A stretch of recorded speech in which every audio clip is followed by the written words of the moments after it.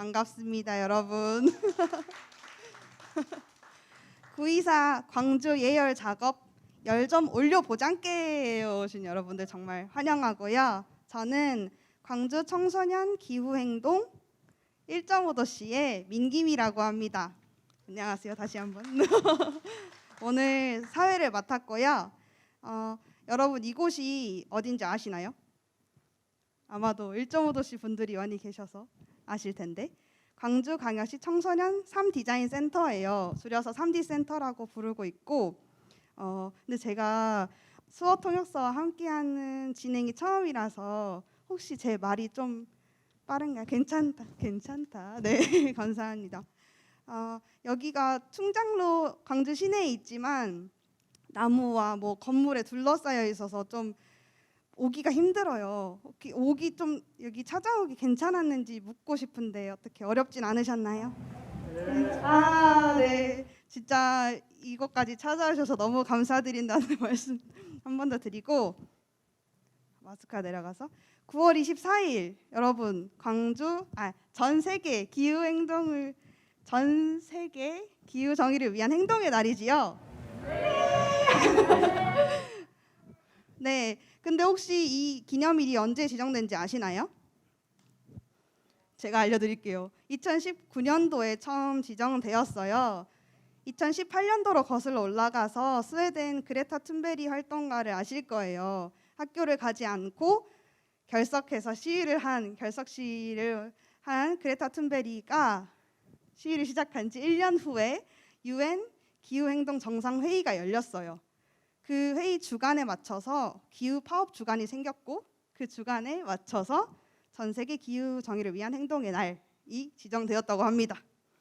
그래서 올해도 기후 924를 맞춰서 전 세계적으로 기후 행동이 크게 열릴 예정이에요.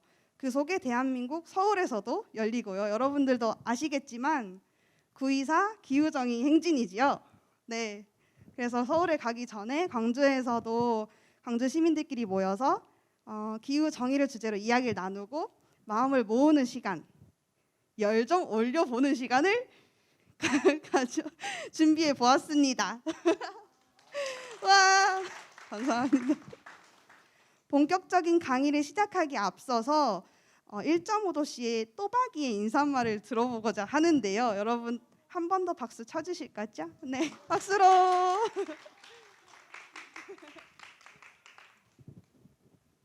안녕 얘들아. 나는 1.5도시 모임의 또박이라고 해. 오는데 힘들지 않았니? 다들 잘 다들 잘 왔어?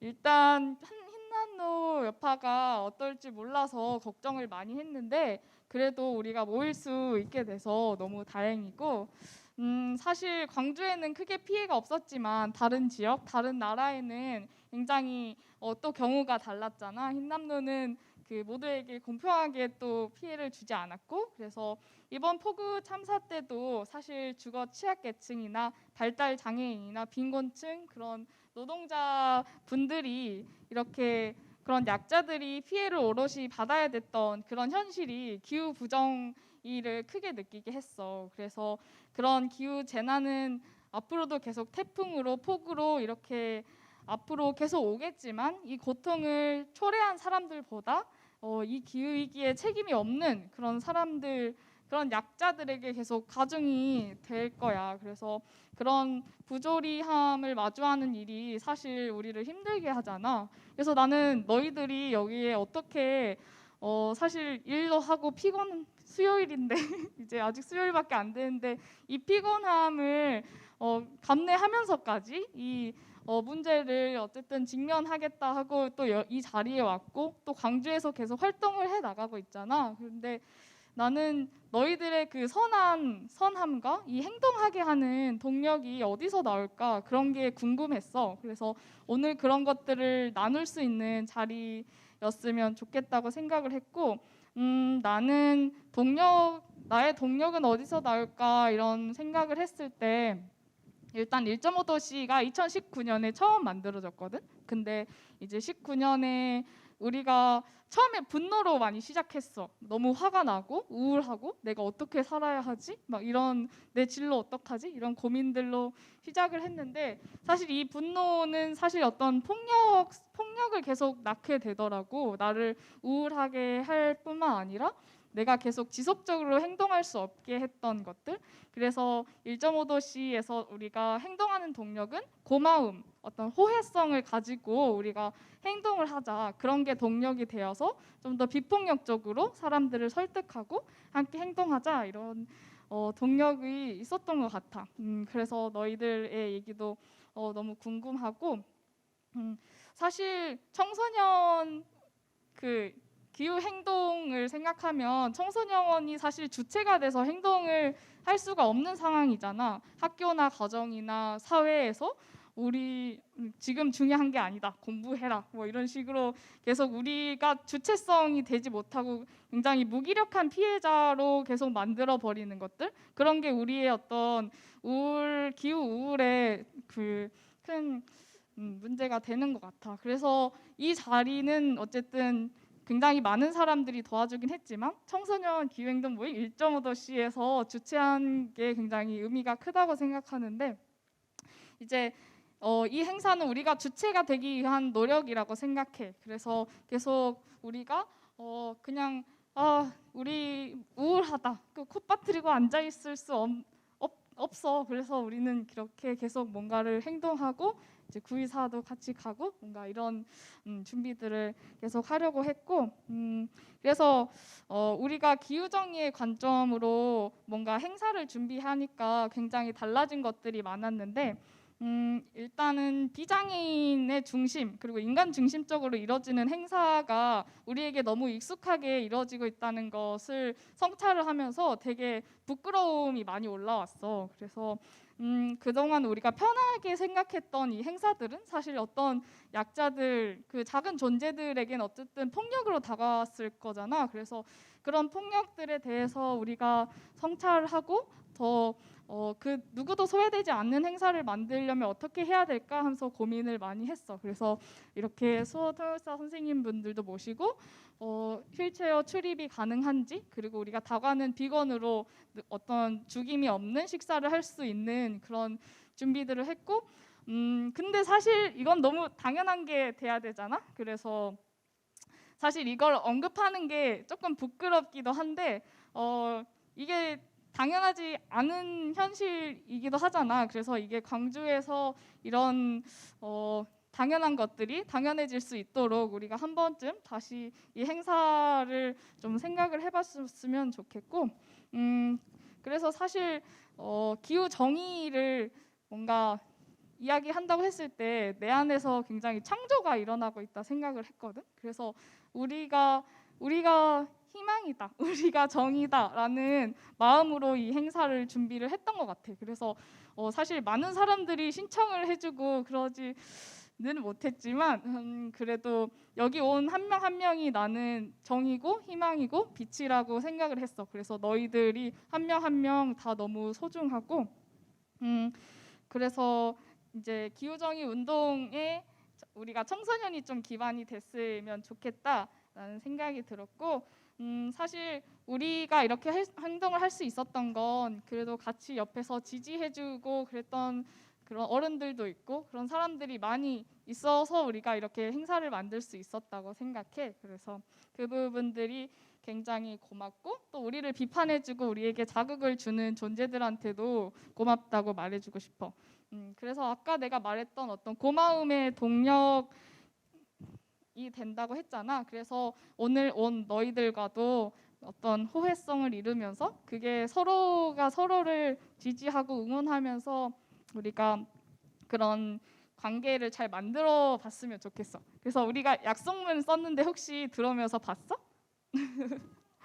네. 그래서 우리는 이 공간이 모두가 안전하고 신뢰할 수 있는 공간으로 만들어 보자. 그래서 계속 고민하고 고민한 것들이 우리의 어떤 그 조그만한 문화들이 너희들한테 조금씩 보일 건데 그런 것들을 이렇게 잘 받아주면 좋을 것 같다. 어쨌든 우리가 좋은 동료가 될 수 있을 거란 생각이 드는데 사실 구이사가 끝이 아니잖아. 우리는 앞으로도 계속 광주에서 기후정의를 외칠 거고 그래서 그런 것들을 앞으로도 계속 동료로서 잘 해보면 좋겠어. 우리 같이 힘을 내보자. 화이팅! 고맙습니다. 제가 반말로 인사말을 했는데요. 저는 존댓말이 존중의 언어라고 생각은 하진 않고 그냥 동료라고 생각했을 때 조금 더 편안하게 이야기를 하려고 반말을 한번 사용해 봤는데요. 이 자리에서도 뭔가 존대어를 사용하든 반말을 사용하든 그런 어떤 말의 형식은 상관이 없지만 그래도 존중의 언어를 서로 사용하고 있다면 괜찮을 것 같다는 생각이 들었어요. 네, 그래서 저희는 별칭 문화도 쓰고 있고 그 점 알려드립니다. 고맙습니다. 네, 또박이 너무 감동적인 인사말 정말 감사드리고요. 네, 오늘 강의를 해주실 분을 이제 소개를 해야겠죠?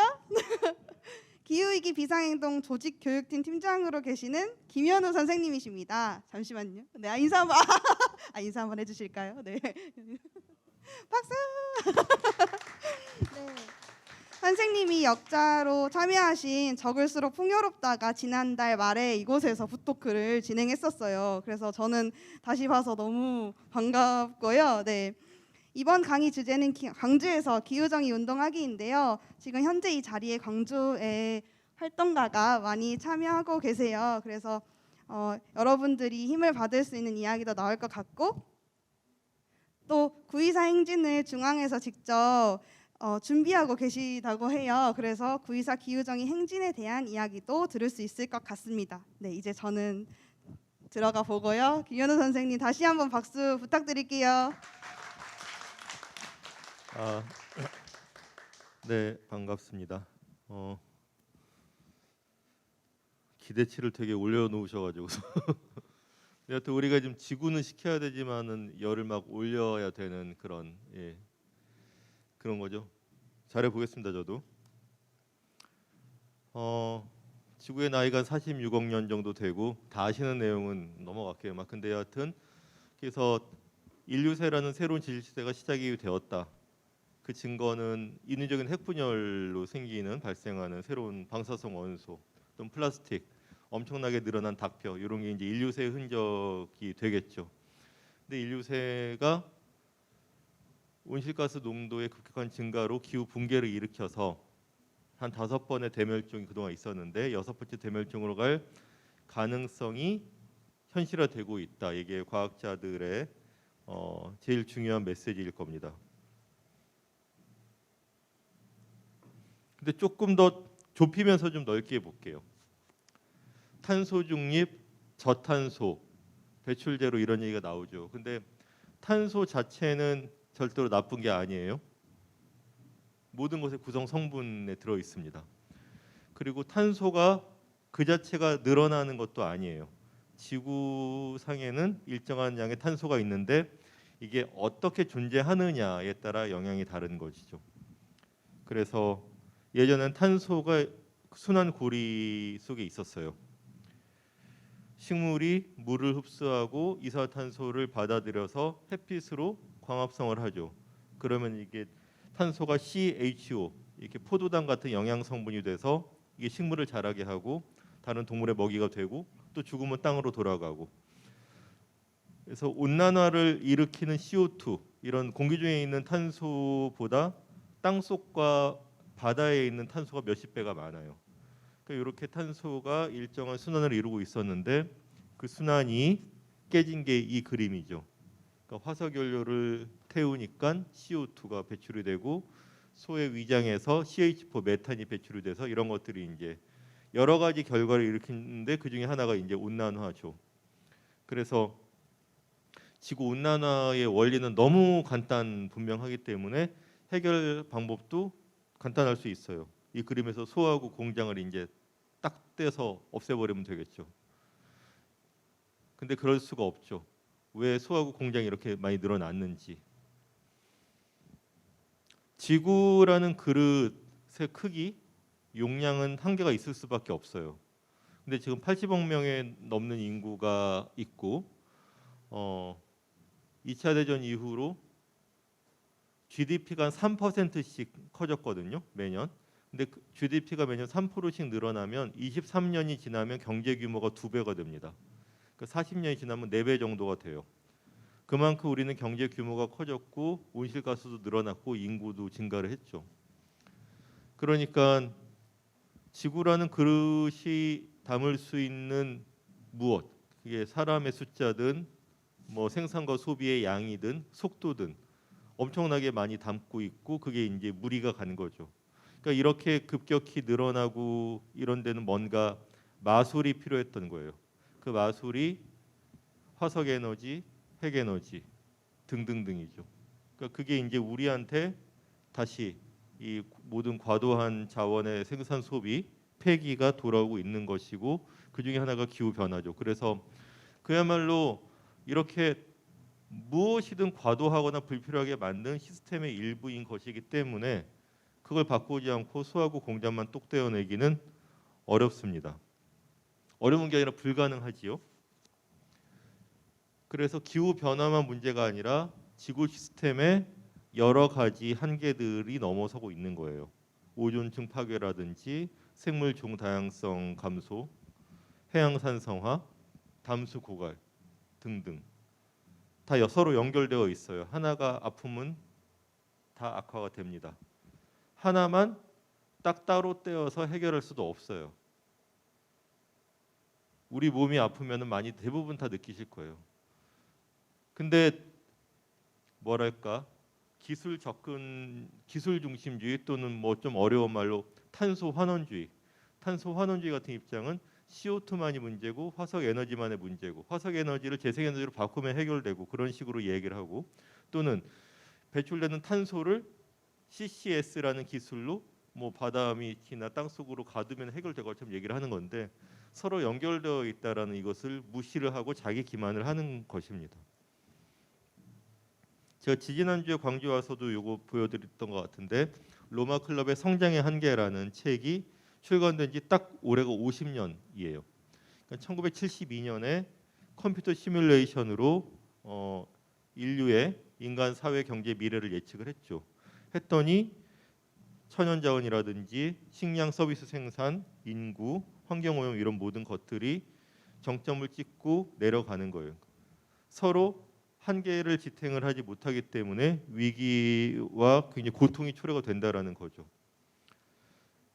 근데 이 72년에 이게 발표되니까는 대부분 사람들은 외면을 하거나 안 믿으려고 했죠. 괜히 사람들한테 공포만 불러일으킨다.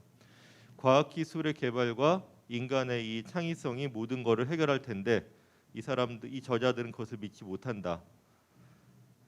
근데 결과는 어땠죠? 50년 뒤에 더욱 악화되었고 이때 환경오염에서 온실가스는 큰 주목 대상이 아니었어요.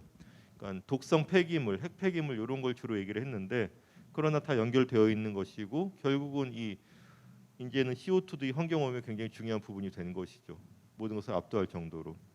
게다가 더 많은 연구가 이루어지니까 인구, 실질 GDP, 외국인 직접 투자, 종이 생산 같은 지표들 또는 CO2, 메탄, 해양 산성화 이런 지표들이 똑같은 곡선을 그리고 있는 거죠.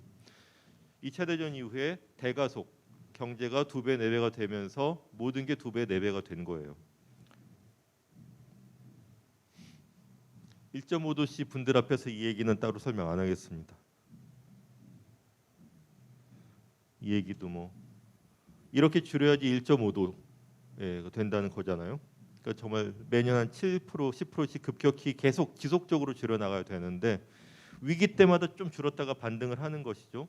코로나 때 한 10% 줄었거든요. 초기에. 그러면은 어떻게 하면 줄일 수 있고 좀 사회적으로 고통이나 부담은 있지만 그걸 어떻게 골고루 나눌 수 있겠구나라는 걸 교훈으로 삼아야 되는데 거의 모든 나라의 정책들이 자꾸 코로나 전으로 많이 생산하고 소비하고 돌아다니고 폐기하고로 돌아가려고 하는 것이죠. 그래서 한국도 작년에 3.5% 배출량이 다시 늘어났습니다. 이런 식으로 가다간 절대로 1.5도 경로로 갈 수가 없겠죠. 정부의 정책들은 너무 아쉽고 그냥 선언만 있죠. 진지한 메시지가 없어요. 와, 탄소 중립 세계가 하니까 다 해야 되는데 시민 여러분들은 전기요금 인상도 걱정할 필요가 없고 기업들은 새로운 이윤기회가 될 것이고 아무도 힘들지 않고 아무도 미래가 괜찮을 거래요. 그러니까는 심지어 공익광고협의회에서 지금 나오는 광고는 흑역사가 들어간 메일을 삭제하고 극장에서 핸드폰을 꺼두면 당신도 탄소 중립, 이런 황당한 광고를 하고 있죠. 그러니까 한국에서 탄소 중립이라는 말은 차고 넘치게 됐어요. 뭐 포스코나 뭐 이런 유수의 탄소 대배출 기업들도 다 우리는 미래는 탄소 발자국을 남기지 않는 기술을 할 거라는 광고를 하고 있어요. 이게 우리한테는 굉장히 고민거리를 던져줍니다. 탄소 중립이 굉장히 대중화되었지만 실제로 우리한테 필요한 발걸음인가? 어려운 과제들은 다 차기 정부로 미루고 있고요. 제가 문재인 전 대통령에 대한 큰 유감 때문에 이런 얘기하는 건 절대로 아닙니다. 전 정부 지금 정부 모두 미흡하고 소홀하고 안일하고 잘 못하고 있고, 그런데 이렇게 서로 정치인들 정당끼리 그렇게 싸우면서 당신네 정당이 기후위기 때문에 잘못하고 있다고 싸우지는 한 번도 않았어요. 지난 대선 때도 1, 2위 후보가 기후위기에 대해서 한 얘기라고는 너무 빠른가? 아리백을 아십니까라고 한 후보가 물으니까는 다른 후보가 그거 뭐 모르겠지만 중요한 거면 좀 설명해 주시든지 하고 넘어갔어요. 이 사람들은, 정치인들의 속성은 자기 임기 4년 5년 안에 큰일이 나지 않으면, 또는 자기가 무슨 법을 만들고 예산을 책정을 해서 사람들한테 칭찬받을 일이 아니면, 다음 선거에서 도움이 되지 않으면은 불확실한 것을 하려고 안 합니다. 귀찮고 부담스러운 것을. 그래서 이런 언제 실용화될지 모르고 어떤 부작용이 있을지 모르는 지구 공학에 매달리거나, 아니면 이렇게 플랜 드로우다운처럼, 그러니까는 온실가스 농도가 올라가다가 줄어들기 시작하는 게 드로우다운인데, 드로우다운으로 가기 위한 확실히 보장된 기술들, 냉매 관리, 육상 해상 풍력, 음식물 쓰레기를 최소화하고 채식유 식단으로 바꾸고 이 그 순환 농법으로 하고, 이런 것들을 위한 노력은 안 하죠. 돈이 안 되거나 귀찮기 때문에. 우리가 절대로 기술이나 이런 게 부족해서 탄소 중립을 못하는 건 아닙니다. 작년 올해 일들이죠. 독일에서 이렇게 홍수가 났다가, 독일 라인강은 우리나라 강하고 달라갖고 매년 일정한 수위거든요, 보통. 이 홍수로 이런 꼴이 났고, 그러나 반대로 올해는 이렇게 다 말라서, 올해는 유적이 드러났죠. 양쯔강의 불상이 몇백 년 만의 모습을 드러내기도 하고, 파키스탄의 폭우, 외국 일인가요? 우리 몇 주 전 서울 동작구 관악구에 100mm가 시간당 넘게, 그리고 바로 그저께 11호 태풍. 그래서 사람들은 기후 변화가, 온실가스 농도가 천천히 올라가니까 그만큼 천천히 변할 거라고 생각하는데, 그게 제일 큰 오해죠. 평균 온도가 여기서 이렇게 오른쪽으로 이동을 했지만 평균 온도가 1.1도 올랐다는 것보다 중요한 건 극단적인 폭염이나 한파나 홍수가 많아졌다는 것이고, 삐쭉삐쭉해졌다는 거죠. 예측이 불가능하다는 겁니다. 거의. 지금 뭐 100년 빈도의 그 배수 설비를 만들었는데 넘쳤다. 그러면 110년 빈도, 120년 빈도를 만들겠다고 해요. 그러나 200년 빈도의 홍수가 닥치면 어떡하죠? 훨씬 더 그럴 텐데. 근데 그러나 여기서 저는 또 하나 좀 지적하고 싶은 건, 그럼 우리는 티핑 포인트가 넘어서면은 6번째 대멸종이 오는지, 대멸종이 오면 언제 어떻게 오죠? 근데 거기에 대한 구체적인 이미지가 좀 필요할 것 같아요. 안 그러면 사람들한테 단정적인 얘기를 하고 공포심을 주고 너와 나를 가르게 됩니다. 지구가 망해가고 우리가 죽어가고 있는데 너는 아무것도 안 하는 비양심적이고 정말 이기적이고 생각이 없는 애구나. 그건 더 이상 얘기는 불가능해요. 근데 또 이게 멸종이나 이런 것에 대한 우리의 어떤 이미지가 확실한 거냐, 그것도 좀 그렇지도 않습니다. 인터스텔라라는 영화의 첫 장면들이죠. 이 자동차로 달려도 옥수수밭만 나와요. 그러니까 미국에서 더 이상 밀을 재배 못하고 이 온난화에 강한 옥수수로 주식이 바뀌었죠. 또 하나는 이렇게 프로야구 경기를 하고 있는데 모래폭풍이 불어와서 경기가 중단이 됩니다. 근데 여기서 중요한 것은 관중들이 별로 놀라질 않아요. 이 영화에서. 아, 오늘 또 이런 일이 있네 하고 좀 짜증스러운 표정으로 마스크를 쓰고 서둘러 집으로 대피를 하죠.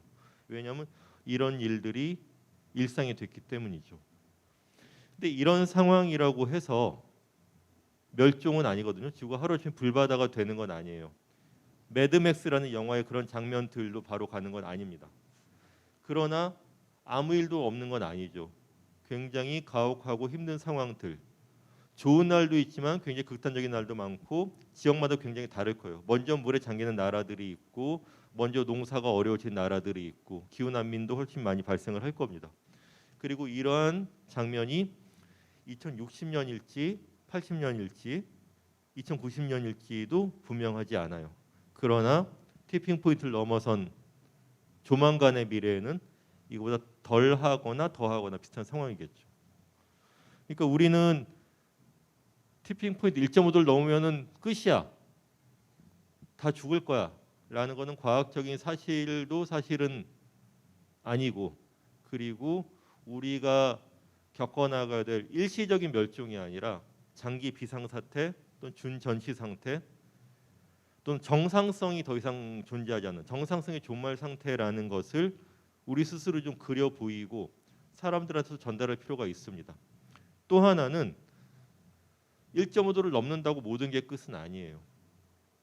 1.6도보다는 1.5도가 훨씬 안전하고 1.7도보다는 1.6도가 훨씬 많은 것들을 구할 수가 있고 1.9도보다 1.8도가 너무너무 나을 겁니다. 우리는 티핑 포인트를 넘어서지 않기 위해서 엄청난 노력을 해야 될 이유가 충분하지만 그 이후라고 아무것도 할 필요가 없는 건 절대로 아닙니다. 그리고 오늘은 이런 뭐 과학적인 데이터 얘기를 길게 할 시간도 없고 그럴 필요는 없을 것 같고요. 기후 위기가 어떤 사회적인, 정치적인 또 인간과 인간과의 문제인지 결국은 불평등 원인도 불평등이고 결과도 불평등한 것이죠. 온실가스 배출의 책임은 뭐 너무 자명하게 선진국 북반구 나라들입니다.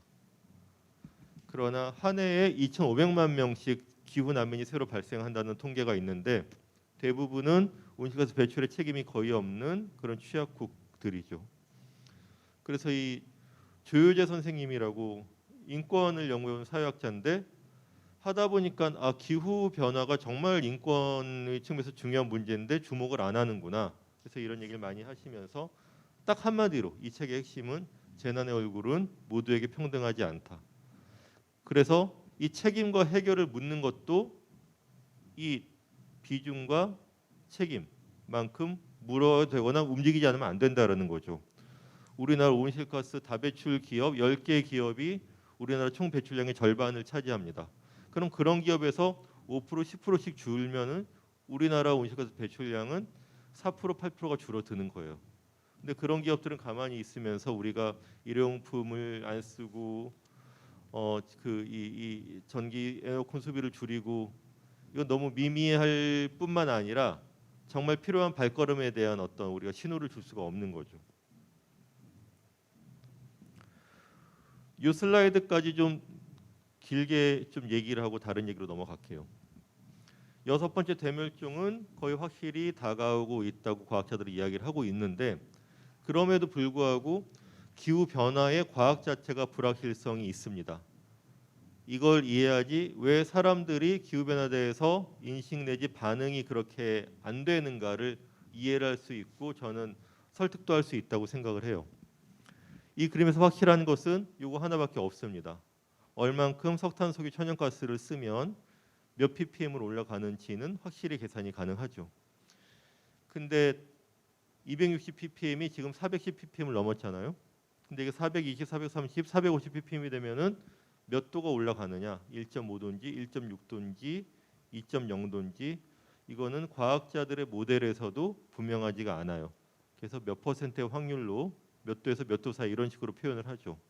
왜냐하면은 온실가스의 작용뿐만 아니라 남극 북극 빙하가 녹는다든지 시베리아 영구동토층에 메탄이 풀려난다든지 아마존 같은 큰 산림이 산불이 나갖고 오히려 탄소를 배출한다든지 이런 추가적인 작용들은 모델에 바로 안 들어가죠. 보수적으로 반영이 됩니다. 그러다 보니까 이미 벌어지고 있거나 격화되고 있는 온난화 효과를 충분히 잡아내질 못해요. 그래서 확률로 얘기를 하죠. 그리고 이런 평균 온도 변화가 정확히 해수면을 몇 년도에 몇 센치를 상승시키고 강수와 태풍을 얼마큼 변화시킬지 또 많은 변수가 있고 이런 변수가 어떻게 사람들을 사회 경제적으로 불리하게 어렵게 만들지 난민 전쟁을 만들어낼지도 많은 조건이 있어요. 그래서 이미 투발루 같은 남태평양 나라들이 물에 잠기고 우리가 이렇게 폭우와 태풍을 겪었는데도 이게 딱 어디까지 어떻게 기후변화 영향이고 어떻게 될 거라는 게 많이 불확실한 거예요. 인과관계도 확실하고 경향도 확실하고 이런 일들이 이미 일어나고 있는데도 예를 들어 지난 봄에 삼척 영덕의 산불이 기후변화 때문이다? 확실하게 얘기할 수 없어요. 지난 30년의 평균과 앞으로 30년의 평균으로는 얘기할 수가 있지만 하나하나의 사건을 갖고 얘기하면 굉장히 어렵습니다. 다른 한편으로 기후변화 대응 정책은 온실가스 감축, 완화와 적응이죠. 근데 그 정책도 불확실성이 커요. 태양광 풍력을 얼만큼 설치하면 몇 ppm으로 줄어들까? 굉장히 돈은 많이 드는데 효과는 10년, 20년 뒤에 천천히 미약하게 나타날 수 있죠. 교육, 홍보, 기금 마련 같은 적응 정책도 효과가 불확실하거나 천천히 나타날 거예요. 그래서 우리는 빨리 온실가스를 감축하고 적응을 하고 해야 되는데 효과는 2050년까지 그래 30년 동안 열심히 뛰어야 되는데 대부분의 정치인들은 자기 임기 4년 5년 안에 뭔가 효과가 나거나 돈이나 예산을 집행을 하거나 그러면은 사람들한테 칭찬을 받고 다음 선거에서 나를 찍어준다든지 아니면 내가 뭘 안 해갖고 확실히 욕을 먹는다든지 그러면 움직이지만 이런 불확실성들 속에서 내가 굳이 예산을 삭감하거나 내가 사람들한테 칭찬을 받을 신장 놓고 다리 놓을 예산 대신에 기후변화 예산을 하자는 얘기를 안 하죠. 그래서 지난 대선과 지방선거 때 왜 후보들이 그런 얘기를 안 했는가? 코앞에 일만 관심이 있는 거예요. 2050년 탄소 중립. 아이고 나 모르겠어. 중요하죠. 네 중요합니다. 그래 아무것도 안 하는 거예요. 언론도 이런 불확실하고 복잡한 얘기를 안 하려고 하죠. 그래서 이번 태풍 지난 폭우 방송이나 이번 태풍 방송 보세요. 이 기상 전문가들이 나와고 다 얘기하잖아요. 이거는 기후 변화 때문이고 이런 일들은 점점 잦아질 것이고 원인도 다 얘기를 해요. 그러면 1.5도씨 여러분들 여기 모인 사람들은 당연히 그러면 온실가스 감축을 빨리 더 열심히 하고 사람한테 준비를 시키고 교과서도 바꾸고 그래야 될 거 아니에요? 근데 뉴스와 정책들이 다 조각조각이죠. 우리나라 폭우 따로 ppm에 대한 기사 따로 해외 기후 시위 따로 알래스카와 그린란드의 현상 따로 탈원전이 맞네 틀리는 뉴스 다 따로따로인 거예요. 그래서 기후 변화의 문제는 과학적인 이론과 데이터만의 문제가 아니라 정치학과 심리학의 문제이기도 하고 그래서 우리는 많은 기후 지체 담론 정말 필요한데 이건 이래서 한데 저건 저래서 한데 뭐가 더 문제 아니야? 뭐 누가 먼저 해야지 이런 여러 지체 담론들에 빠져들기도 하고 또 실제로 우리가 1.5도 티핑 포인트를 넘어서는 걸 못 막을 수도 있다. 그리고 그랬을 때는 그 인터스텔라 같은 상황에서 총체적인 경제, 사회, 정치의 붕괴가 있을 수 있는데 거기에 대해서 정확히 예측을 하고 전망을 하고 마음의 준비, 정체 준비, 제도 준비를 못 하고 있는 거죠. 그래서 그냥 1.5도까지는 올라갈 거고 거기에 대해서 피해를 막거나 적응을 하자는 정도가 아니라 실패할 가능성을 직시하자라는 메시지를 담은 책이 심층 적응입니다. 이 책은 우리가 구할 수 있는 모든 것이라는 제목인데요. 부제가 기후 위기 앞의 진실, 용기 그리고 해법들입니다. 이 책이 담고 있는 내용을 요약하자면 이거예요. 가장 우리가 한테 필요한 행동들이 필요하다. 플랜 드로우다운에서 제시하는 해법들 예컨대. 그러나 당신이 잘할 수 있는 것은 무엇인가? 당신만이 갖고 있는 기술 자원, 네트워크, 요술 같은 이런 것들. 누구나 할 수 있는 잘할 수 있는 게 있죠. 또 하나는 당신한테 즐거움을 주는 것은 무엇인가? 오늘 밤 자면서 내가 뭐가 좋았어? 난 먹고 하고 싶었어. 누가 생각이 나? 누굴 지키고 싶어?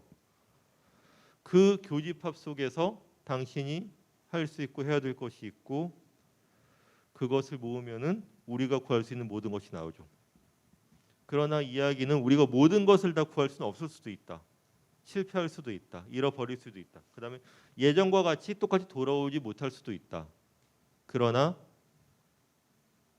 서로 사랑하고 돕고 지키는 것은 언제나 더욱 큰 의미가 있다는 거죠.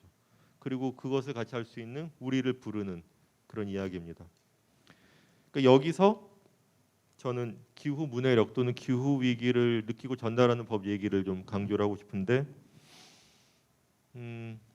캐더린 헤이호라는 캐나다의 기후학자예요. 근데 이분은 자기가 모니터 앞에서 보고서를 쓰는 것만으로는 사람들이 변하지 않는다. 제대로 논의가 안 된다. 그래서 열심히 대중 강연도 하고 책도 쓰고 그래요. 근데 이분의 이야기는 사람들이 아끼고 걱정하고 좋아하는 것으로 접근을 하라는 겁니다. 예를 들어서 스키 동호회에 가서는 산 정상에 눈이 매년 적어지잖아요. 이게 왜 그럴까요? 어떤 영향이 있을까요? 조류 동호회가 갖고는 당신들이 늘 관찰하고 기록하는 새의 이동 경로나 개체수가 변하고 있나요? 왜 그럴까요? 우리는 뭘 할 수 있을까요? 모두의 일이 된다라는 거죠. 기독교 보수주의자들의 집단에 가서도 심지어 하나님이 이렇게 지구를 창조해서 우리들한테 잘 쓰고 후대에 물려주라고 위임을 했는데 우리는 창조주의 뜻을 저버리고 있는 것이다 라고 접근을 할 수 있다는 겁니다. 그리고 기후변화는 몇 ppm, 몇 도 이건 사람들한테 어떤 이미지를 주질 못해요. 그리고 그런 어떤 상상력이 없을 때 왜냐? 우리가 살아오고 경험했던 우리 인생 지평 몇십 년 안에서 경험했던 것과 다른 그야말로 위기, 변화, 붕괴가 일어나는 것을 우리는 받아들이지 못하는 거예요. 그다음에 이제까지의 정치, 교육 모든 것들이 그런 우리가 정상 상태라고 부르는 것에 맞춰져 있는 거죠. 그것을 넘어서는 것들을 전달을 할 수 있는 생각을 못합니다. 그래서 다양한 시도들이 벌어지고 있는 거죠. 토트네스라는 데는 유명한 에너지 전환 마을이에요. 영국에. 되게 조그만데 여기는 석유 70년대 석유 파동 때부터 석유 없는 삶이 가능한지를 이야기를 하면서 다양한 실험들을 해왔거든요. 이런 데는 지금 멸종 관람 활동도 활발해요. 70년대부터 사고와 행동에 연습을 해온 거죠. 그러니까 받아들이고 바꿀 수 있는 거예요. 근데 그렇지 않으면은 아무리 무슨 저기 뭐 북극곰이 말라 죽고 뭐 어째 이런 어마어마한 장면들이 그 사진으로 보여줘도 아이고 대단하네. 우리 어쩌란 말이야. 그건 그거고 뭐 그게 다 우리한테 이렇게 할 수 그런 기후 회의론을 계속 낳게 되는 거죠. 그래서 이제는 기후 변화를 감정적으로도 이야기할 필요가 있다. 그 책에 나오는 얘기 중에서 조금 뽑아볼게요. 기후변화는 과학이지만 그 이상의 사회적 현상이라는 거예요. 물리적인 법칙은 질서 정연하지만 인간은 변덕스럽기 때문에 질서 있게 받아들이고 행동하기가 애초에 어렵다는 거예요. 그리고 인간에게는 사실보다 감정이 더 중요하거나 못지않게 중요하다라는 겁니다. 인간의 여러 특성들이 있죠. 지식만이 아니라 확신이 필요하고 이성과 더불어 감정이 필요하다. 그리고 내가 누구한테 말하는지 그들이 무엇을 하게 하고 싶은지를 생각을 해야 된다라는 이야기로 시작을 하고요. 어떻게 말해야 할까? 왜 10대 소녀 환경 운동가들의 이야기하는 방법, 행동하는 법이 사람들한테 영향을 미치고 변화를 가져왔을까?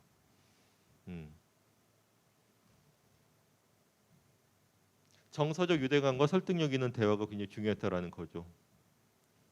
쩌렁쩌렁 울리는 그런 확성기 소리보다 1대1로 이야기하는 게 훨씬 강력했다. 그 다음에 사랑하고 신뢰하는 사람들과 기후 변화를 지역적으로 시급한 문제로 논의하는 거라는 이야기입니다. 그렇게 되면 기후 변화가 과학자들의 문제도 아니고 환경 운동가만의 문제도 아니고 정치인들이 나서서 해결해 주기를 바라는 문제도 아닌 거죠. 그리고 많은 어떤 영양과 해법들이 있는데 그것들이 다 확실할 수는 없는 거예요. 그러면은 우리가 할 수 있는 감축을 위한 행동이든 방어와 예비를 위한 행동이든 거기에는 프레퍼족이라고 있거든요. 그러니까는 왜 그 이 재난에 대비하기 위해서 비상 키트 이런 거를 준비하는 그 뭐 텐트부터 구급약, 전투 식량 뭐 그 이 야전삽 이런 거 챙겨 놓고 그 일본에는 그런 게만 일상화되어 있는데 기후 재난이 이런 걸 나한테 필요할 수 있다. 근데 대체로 혼자 하죠 프레퍼족은. 근데 그게 전혀 말이 안 되는 것도 아닐 뿐더러 근데 그게 또 제일 유효한 대응법이냐는 건 알 수가 없어요. 그러나 그런 프레퍼의 행동을 사회 차원에서 한다면 무엇일까? 자, 또 하나 기후 소통의 원칙. 이것은 저거랑 되게 비슷한 것 같아요. 약속문의 문구들하고. 네. 이해와 공감에서 출발하고 지역 문제 초점을 맞추고 기후 위기를 개인적으로 관련이 있게 만들어라. 행동함으로써 잃을 것보다 얻을 것을 강조하라. 설령 재생에너지로 바꿔서 탄소 배출이 바로 못 줄어들고 바로 그 다음에 1.5도 티핑 포인트 못 막는다 하더라도 재생에너지가 훨씬 깨끗하고 지역 분산적이고 민주적이고 어차피 바꾸었어야 좋을 일이다라는 생각을 할 수 있죠. 책임을 전가하는 데 애쓰지 말고 우리 대 그들로 나누지 말라. 협력과 단결, 변화를 일으키려고 애쓰는 사람들을 강조하라. 미래보다 현재에 집중하라. 위협의 규모를 축소하지 않되 극단적이고 비극적인 표현은 되도록 피하라. 분노, 슬픔, 불안, 죄책감 등 상대방의 부정적인 감정을 인정하라. 당신이 누구든 무엇을 믿든 이 대화가 쉽지 않다는 점을 명심하라. 이거 되게 쉽지 않아요. 쉽지 않은 걸 근데 강조하고 제일 하기 어려운 걸 먼저 해야 돼요. 과학적 예측이 아무리 절망스러워도 행동하는 희망을 장려하라. 이런 원칙을 이야기하고 있고요. 그래서 이런 감정들이 표출된다는 거죠. 스스로도 느끼죠. 내가 지구를 망치는데 일조해서 또는 사람들을 돕지 못했어. 죄책감, 분노, 절망, 상실, 공포, 부정, 희망, 사랑. 자연스러운 감정들이고 이 모든 것에는 또 긍정적인 측면이 있다라는 거예요. 죄책감이 긍정적인 어떤 메시지나 행동을 토대가 될 수 있습니다. 절망도 마찬가지예요. 상실도 마찬가지예요. 균형을 잡아줄 수 있는 요소가 되기도 해요. 그 다음에 사람들한테 그래서 뭘 더 해보자 라고 얘기할 수 있는 감정이 되기도 하죠. 그래서 정해진 공식은 없다. 공포일 레시피처럼 뭐 간장 한 스푼, 뭐 맛술 두 스푼 이런 거 없어요. 공포일, 희망삼, 죄책감 이 같은 공식은 없다.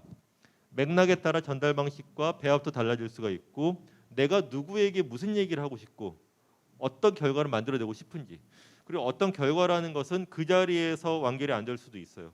오늘은 실패하거나 말하자면은 호기심만 던지고 말 수도 있어요.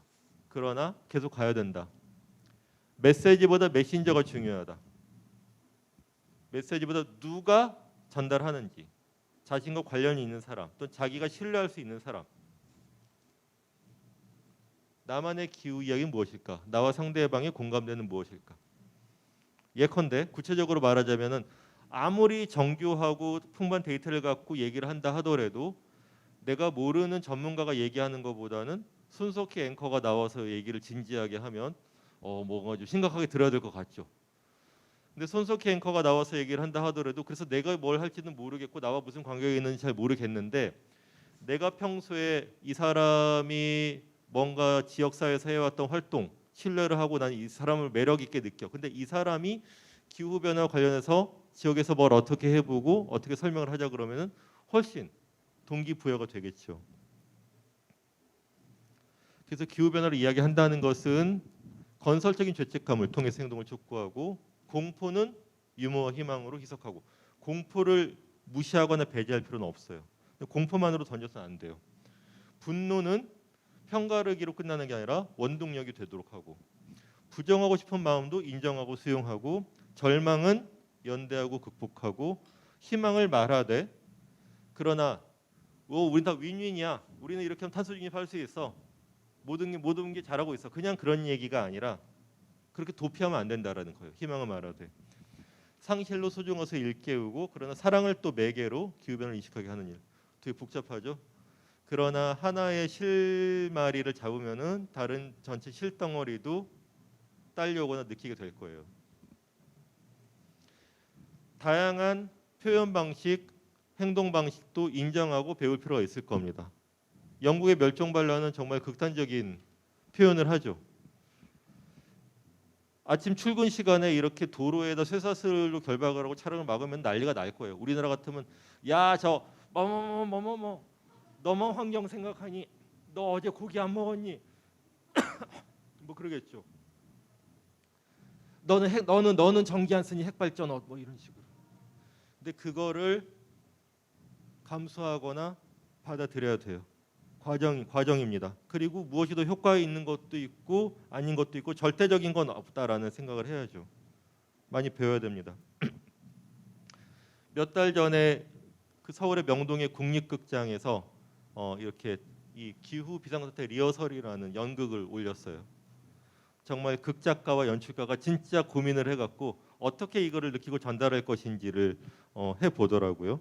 근데 여기도 그런 다양한 얘기가 나와요. 뭐 공포, 절망, 비탄, 사람들이 조롱하고 외면하고 이걸로 끝인가? 우리는 아무것도 할 수 없는가? 할 수 있는 얘기를 하죠. 그리고 이렇게 기후 우울증을 극복하는 글쓰기 워크샵 이런 것들도 좀 많아지고 있습니다. 자, 그림으로 이건 보고 넘어갈게요. 그래. 이거요? 네. 350 ppm으로 줄이자는 뜻. 350.org라는 단체가 있어요. 이거는 영국의 멸종 반란이 그 자연사 박물관에서 시위를 하고 있고 툰베리고 요거는 독일의 엔데 겔렌데라는 단체인데 엔데 겔렌데가 여기서 끝 여기까지로 그만 이런 뜻이에요. 그러니까는 영국에 이렇게 노천 석탄 광산들이 많거든요. 여기를 한 3박 4일 기후 캠프를 하고 여기서 이제 토론도 하고 세미나도 하고 시위 전술도 토론하고 하고선 1년에 한 번씩 타겟을 정해서 점거를 해요. 이 석탄 탄광은 더 이상 안 돼. 근데 이거를 벌써 몇 년을 해왔고 이 한 세대 전 삼촌, 이모, 부모 세대는 핵발전 반대 시위를 했던 거죠. 그러니까 집에서도 그런 얘기를 하지 않겠어요? 부럽죠. 그러나 우리가 시작이에요. 네. 자, 한국의 기후 행동은 2019년부터 본격화가 된 셈이죠. 이때 서울에선 5,000명 모였고 전국 한 2,000명 모였는데 기후 위기만을 이슈로 이렇게 많이 모인 게 처음이었어요. 우리 감격했어요, 사실은. 그 전에는 코펜하겐 기후 변화 총회나 파리 협정 이런 거 할 때조차 그때 그러니까 그 11월 말 12월 초에 할 때 한국에서도 대응 행동을 하자 하고선 기후 활동가들이 늘 명동이 한 30명도 안 모여. 우리 너무 슬퍼. 사람들이 관심이 없어. 되게 슬퍼했어요. 근데 그나마 또 후쿠시마 핵발전소 사고 나오니까 다 이제 탈핵 운동으로 또 다 갔죠. 기후 활동가들은 더 슬펐어요. 근데 지금은 탈핵 운동가들이 되게 슬퍼하고 있어요. 다 연결된 얘기인데 사람들의 관심과 행동이 너무 일로 옮겨갔어요. 다 연결된 이야기입니다. 다 같이 풀어야 돼요. 석탄화력 발전, 핵발전 다 같이 줄이고 없애고 에너지 살림살이로 빨리 가야 되는 거죠. 어쨌든 이렇게 시작이 되었고 그 다음에 우리나라의 어떤 이 에너지 전환, 산업 전환 초점들도 있고요. 이건 길게는 못 말씀드리는데 이 얘기는 그 지역의 미래 그리기 요거 때문에 맛보기로만 할게요. 그러니까는 예컨대 충남이 석탄화력 발전을 없애야죠.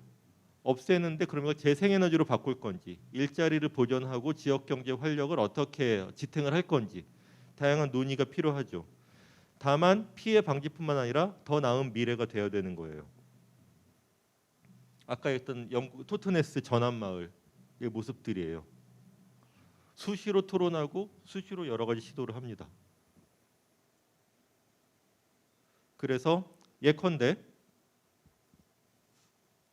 지역에서 광주에서 정의로운 전환을 좋게도 볼 수 있고 넓게도 볼 수 있지만 생각을 해보자는 거죠. 어떤 계기나 상황으로 전환의 필요성이 제기되는지 맥락. 그 다음에 우리의 지역이나 사업장의 현재는 어떤 조건과 어떤 문제가 있는지. 그럼 나는 뭘 해봐야겠다. 앞으로 1년 뒤까지, 5년 뒤까지, 10년 뒤까지 또는 30년 뒤까지 변화의 범위도 요만큼, 이만큼, 이만큼일 수 있을 거예요. 자, 거기에 우리가 얼만큼 힘이 있는가, 모을 수 있는가. 전략과 수단. 자, 뭘 할까? 조직화할까? 교육할까? 조사할까? 체험할까? 단협? 조직화 2번 더 하나 지운다 그랬는데 제도와 투쟁 다 필요하겠죠. 제일 중요한 건 상상이에요. 몇 년 뒤에 자기 지역 사업장에 몇 년 후에 미래를 상상을 해보고 그러한 행동 계획. 누구랑 무엇을 어떻게 볼 것인가. 요거를 그림으로 그려볼 수도 있고 도표로 만들 수도 있고 한 쪽짜리 메모도 가능하고 몇십 쪽짜리 공동의 보고서도 가능할 거예요. 그리고 그것을 같이 고민할 여러 주체들이 있겠죠. 단지 화력발전소 같으면은 안에서 일하는 노동자뿐만 아니라 하역 노동자, 정비 노동자, 지역의 어민들, 그다음에 마을 새마을 지도자, 지역 언론사 또는 지방의회 의원 또는 앞으로 이곳에서 살아가고 일자리를 얻어야 될 청소년 모든 사람들의 목소리와 도움이 필요합니다. 자, 이제 9월 행동으로 갈게요. 2019년 9월 행동의 요구는 3가지였어요. 정부는 기후 위기를 인정하고 비상선언 해라. 온실가스 배출 계획 수립하고 대응 방안 마련해라. 기후 위기 대응 독립적인 범국가 기구를 구성하라. 이거 다 성공했어요. 우와. 근데 좀 이상해요, 그죠? 국회가 기후 위기 비상선언 결의를 했어요. 근데 그 국회가 2달 뒤에 가덕 신공항 특별법을 민주당 국힘 동의로 통과를 시켜버렸어요. 뭐지? 그 다음에 2050 탄소 중립 시나리오도 나왔어요. 그러나 2030년 NDC는 형편없이 낮고 2050년까지도 뭐 CCUS니 산림 흡수원 이런 말도 안 되는 언제 개발될지 모르는 그런 것들이 다 들어있어요. 독립적인 범국가기구 탄소중립위원회라고 만들었지만 이건 온실가스 다배출기업의 목소리가 훨씬 높고 그 다음에 법 이름조차 심지어 탄소중립 녹색성장기본법 탄소도 중립하고 녹색도 성장하고 제주도 좋네 참 그럴 수 있는 나라는 없습니다.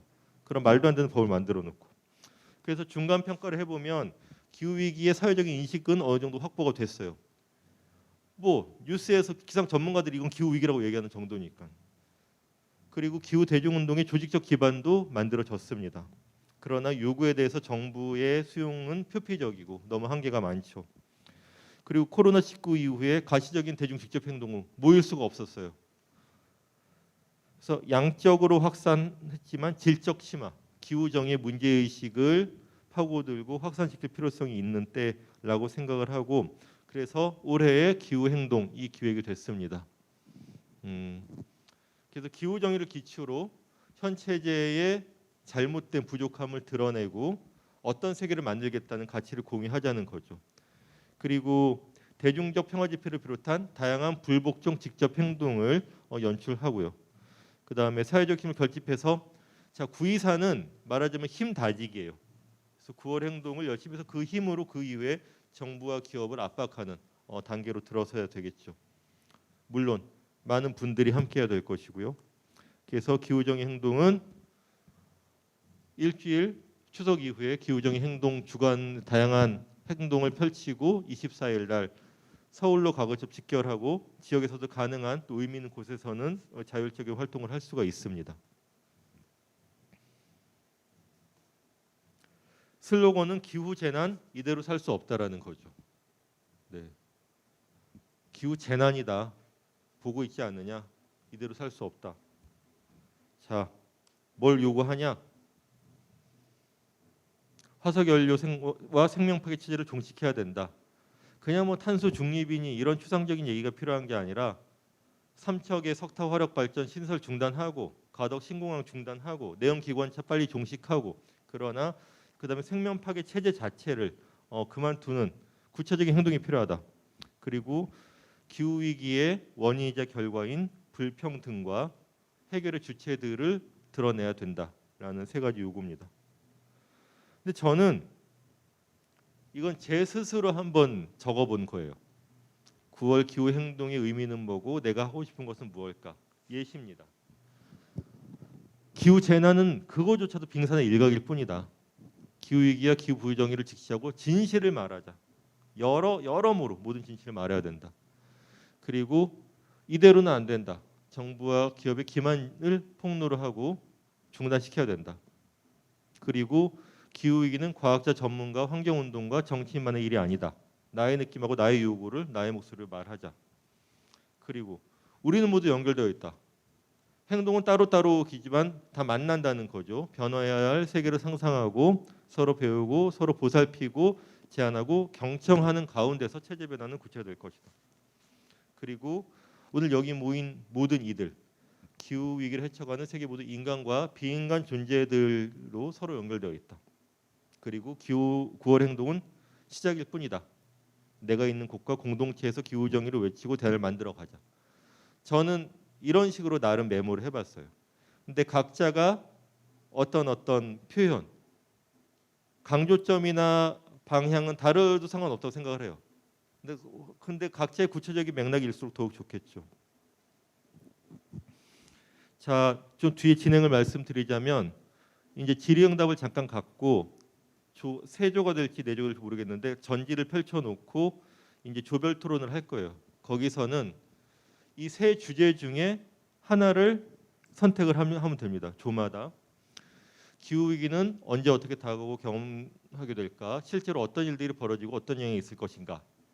그 다음에 기후 위기를 전달하고 변화를 만들 수 있는 방법은 무엇일까? 또는 부적절하다고 여겨지는 방식은 또 무엇일까? 기후 위기를 해결하는 사회 정치를 어떻게 상상하고 설명할 수 있을까? 9월 기후 행동과 그 이후의 조직, 우리 지역에서는 어떻게 준비하고 조직할 것인가? 이 중에 하나를 고르시면 되고요. 그거는 중복되지 않도록 조정을 하면 될 것 같고요.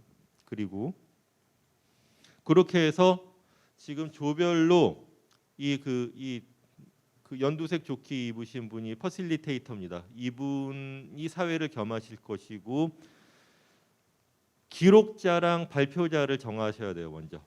기록자는 이 전지의 최종 결과물을 정리를 하고 발표자는 나와서 발표를 하시면 됩니다. 다 부담으로 생각하지 마시고 재미라고 생각하시면 될 거고요. 자, 그리고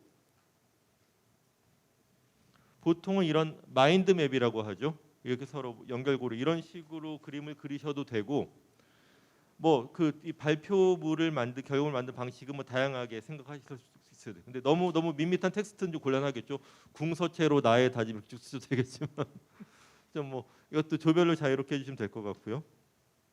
그리고 마지막 저는 이 광주 기후비상행동에서 했던 행동인데 자 따옴표 광주만의 기후정의 운동의 바탕이 될 키워드는 뭘까 좀 생각해보면 좋겠어요. 뭐가 있을까요? 광주가 다른 지역보다 특징적인 것, 불리한 것, 유리한 것, 자산이 되는 것, 광주만이 할 수 있는 것, 광주만이 익숙한 것, 광주가 해서 보람을 느끼는 것. 그게 광주 안에서도 동력이 될 것이고 다른 지역에서는 야 광주는 저런 식으로 하는구나. 저거 되게 괜찮네. 우리 배울 수 있겠다는 게 있겠죠. 뭐 있을까요? 한번 생각나는 거 한번 좀 들어볼까요? 민주화운동. 그렇죠. 광주 5월 정신. 그러니까 이 대동세상에 대한 희망이나 그 어려운 가운데 있었던 공동체. 사실은 80년대, 90년대 한국의 무슨 사회운동뿐만 아니라 모든 것은 그 광주 정신이 어마어마한 영향을 미쳤잖아요. 자, 그러면 기후 위기 시대의 광주 정신은 무엇일까? 되게 좋은 키워드예요. 예. 이게 워낙에 몰입된 기술을 사람들과 그런 사회에 살다 보니까 아무래도 단합력이 조금 있지 않느냐 광주는 단합력이 더 높다. 좀 늘져 있으십니까? 아니면 오랜 시간 동안 다른 분류를 할 수 없는 지역이었잖아요. 아, 좀 고립되고 그런 것 때문에 단합력 이런 것들의 특징이고 장점일 수 있다. 오케이. 아니 이거는 저는 광주 사람 아니에요. 정확히 모릅니다. 근데 뭐 나름 이야기라고 규정을 하는 거예요. 그건 서로 해석을 하는 거죠. 또 어떤 거? 광주가 나쁜 건 뭐 있을까요? 광프리카.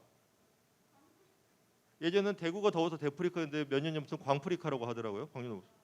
그럼 그 더운 게 불리한 조건도 되겠지만 사람들한테 뭔가 준비하고 행동을 촉구할 수 있는 바탕이 될 수도 있겠죠. 또 뭐 무등산을 떠올릴 수도 있겠고 뭐 광주에 맛있는 뭐 그 상추 튀김을 떠올릴 수도 있을 거예요. 아니 온갖 것들을 다 늘어나 포스트잇을 붙여볼 수가 있을 거예요. 근데 그런 것들이 발표 자료에 써먹을 수도 있고 당장은 못 써먹는다 하더라도 앞으로 생각의 거리들이 되겠죠. 뭐 광주의 뭐 운동 조직, 협동조합, 농업 뭐 이런 것도 있고. 저는 조금 이거는 방송되는데 이런 얘기하면 안 될 것 같지만은 저는 광주는 뭔가 이렇게 이 민주화 운동, 야권이 계속 강하다 보니까 민관 협력이 되게 잘 돼요. 근데 그건 장점이기도 하고 좀 단점일 수 있다는 생각을 가끔 하거든요.